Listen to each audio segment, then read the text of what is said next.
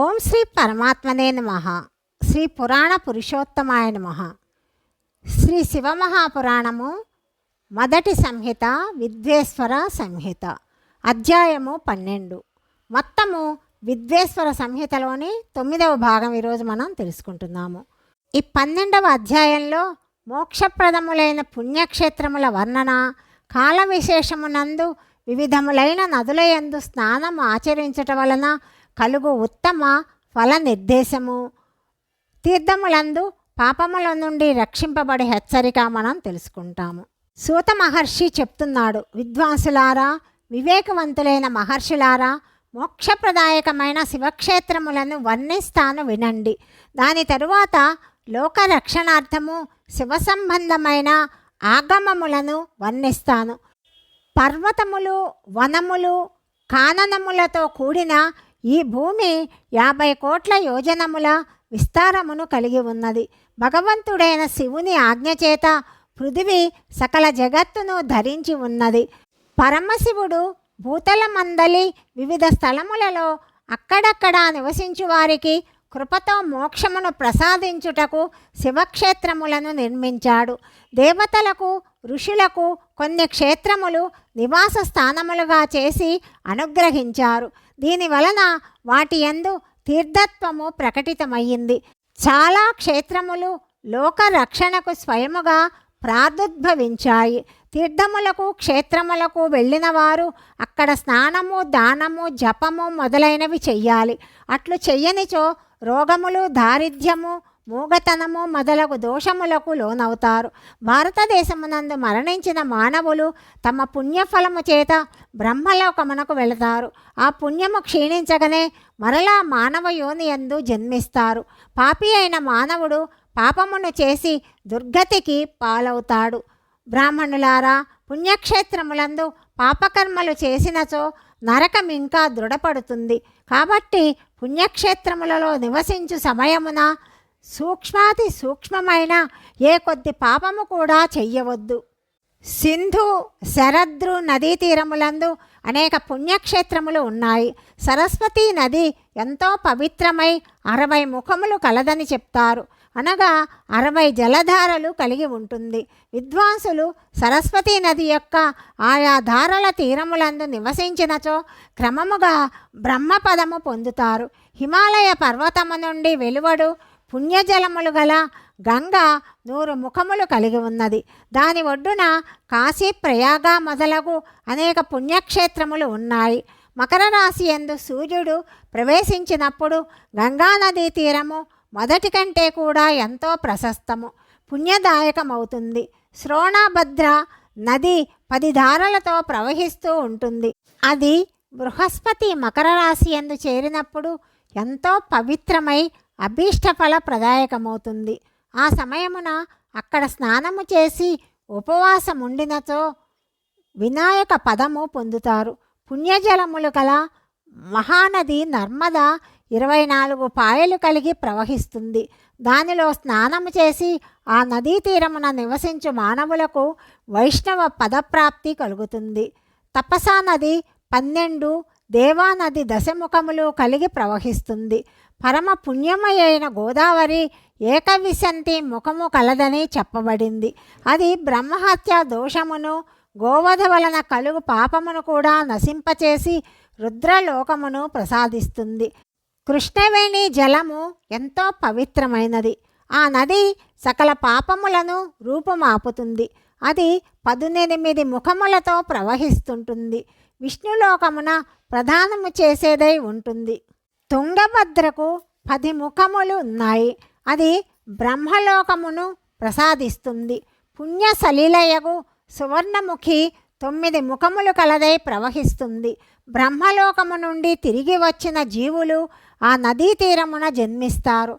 సరస్వతీ నది, పంపా సరోవరము, కన్యాకుమారి, అంతరీపము, శుభకరమైన శ్వేతనది ఇవన్నీ కూడా పుణ్యక్షేత్రములు. ఈ నదీ తీరములందు నివసించినచో ఇంద్రలోక ప్రాప్తి కలుగుతుంది. సహ్యపర్వతము నుండి వెలువడిన మహానది కావేరి ఎంతో పుణ్యప్రదమైనది. దీనికి 27 ముఖములు కలవని చెప్తారు. ఇది కోరిన సకల కోరికలను తీరుస్తుంది. ఈ నదీ తీరములు స్వర్గలోకమును ప్రాప్తింపచేస్తాయి. బ్రహ్మ విష్ణు పదములను ఇస్తాయి. కావేరీ నది తటములు శివక్షేత్రముల అధీనములై ఉంటాయి. అవి అభీష్టఫల ప్రధానములే కాక శివలోకమును ప్రసాదిస్తాయి కూడా. సూర్యుడును బృహస్పతియు మేషరాశి యందు ప్రవేశించినప్పుడు నైమిసారణ్యమున బదరికాశ్రమము యొక్క తీర్థములందు స్నానము పూజలు చేసినచో అవి బ్రహ్మలోక ప్రాప్తి కలగజేస్తుంది. సూర్యుడు సింహ కర్కాటక రాశులయందు సంక్రమణము చేయునప్పుడు సింధు నది యందు చేసిన స్నానము, కేదార తీర్థమునందలి జలపానము, స్నానము జ్ఞానప్రదములని అంగీకరింపక తప్పదు. బృహస్పతి సింహరాశి యందు ఉండినప్పుడు సింహ సంక్రమణముతో కూడిన భద్రపద మాసమునందు గోదావరి నదిలో స్నానం ఆచరించాలి. అది శివలోకమును ఇస్తుందని పూర్వము స్వయముగా పరమశివుడే చెప్పాడు. సూర్య భగవానుడు బృహస్పతి కన్యారాశి యందున్నప్పుడు యమున శ్రోణభద్ర నదులలో స్నానం ఆచరింపాలి. ఆ స్నానము ధర్మరాజు మరియు విఘ్నేశ్వర లోకములందు గొప్ప గొప్ప సుఖభోగములను ప్రసాదిస్తుందని మహర్షులు చెప్తారు. సూర్యుడు బృహస్పతి తులారాశి యందు ఉన్నప్పుడు కావేరీ నది యందు స్నానము చెయ్యాలి. ఆ స్నానము పరమాత్ముడైన విష్ణు వచన మహిమ చేత సకల అభీష్ట వస్తువులను ప్రసాదిస్తుంది. సూర్యుడు బృహస్పతి వృశ్చిక రాశి యందున్న మార్గశీర్ష మాసమునందు నర్మదలో స్నానము చేసినచో విష్ణులోకము ప్రాప్తిస్తుంది. సూర్యుడు బృహస్పతి ధనుర్రాశి యందున్నప్పుడు సువర్ణముఖి నది యందు చేసిన స్నానము శివలోకము ఇస్తుందని బ్రహ్మ చెప్పాడు. సూర్యుడు బృహస్పతి మకర రాశి యందున్న మాఘమాసమునందు గంగాజలమునందు స్నానము చేయాలి. ఆ స్నానము శివలోక ప్రాప్తిని కలగచేస్తుందని బ్రహ్మ చెప్పాడు. శివలోకము తరువాత బ్రహ్మ విష్ణులోకములందు సుఖములను అనుభవించిన అనంతరము మానవుడు జ్ఞానమును పొందుతాడు.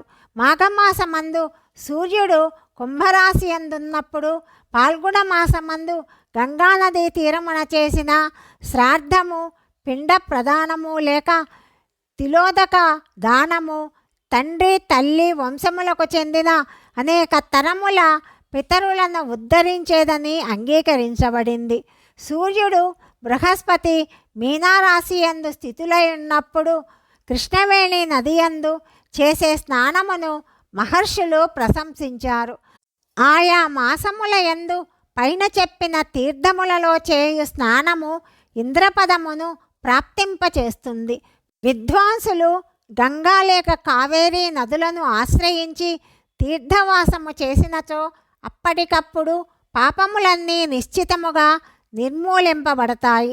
రుద్రలోకమును ప్రసాదించు క్షేత్రములు అనేకములున్నాయి. తామ్రపర్ణి, వేగవతి ఈ నదులు బ్రహ్మలోక ప్రాప్తి రూపమైన ఫలాన్నిస్తాయి. ఈ రెండు నదీ తీరములందు స్వర్గప్రదములైన ఎన్నో క్షేత్రములు ఉన్నాయి. ఆ రెంటి మధ్య అనేక పుణ్యప్రదములైన క్షేత్రములు ఉన్నాయి. అక్కడ నివసించు పండితులు గొప్ప ఫలితమును పొందుతారు. సదాచారము, ఉత్తమమైన వృత్తి, సద్భావముతో మనస్సునందు దయాభావము కలిగిన పండితులు తీర్థమునందు నివసించాలి. లేకపోతే ఆ ఫలము లభించదు. పుణ్యక్షేత్రములందు చేసిన పుణ్యము కొంచెమైనా అనేక విధములైన వృద్ధిని ప్రసాదిస్తుంది. అక్కడ చేసిన స్వల్ప పాపము కూడా పెద్దదిగా మారుతుంది. పుణ్యక్షేత్రమున నివసించు జీవితమును గడపాలని నిశ్చయించుకొనినా అది పుణ్య సంకల్పం అవుతుంది. దానివలన ముందటి పాపములన్నీ అప్పటికప్పుడు నశిస్తాయి. ఆ పుణ్యము ఐశ్వర్యదాయకమని కూడా చెప్పబడినది.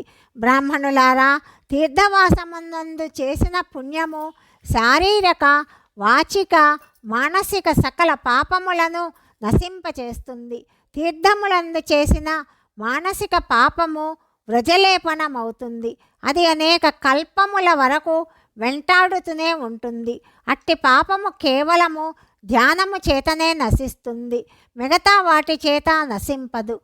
వాచిక పాపము జపము చేతను, శారీరక పాపము శరీరమును శుష్కింపచేయు కఠిన తపస్సు చేత నశిస్తుంది.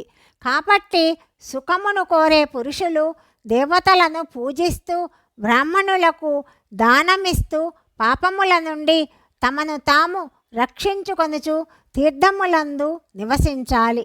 అధ్యాయం 12 సమాప్తము. 13వ అధ్యాయము గురించి తదుపరి భాగంలో తెలుసుకుందాం. సర్వం శ్రీకృష్ణార్పణమస్తు.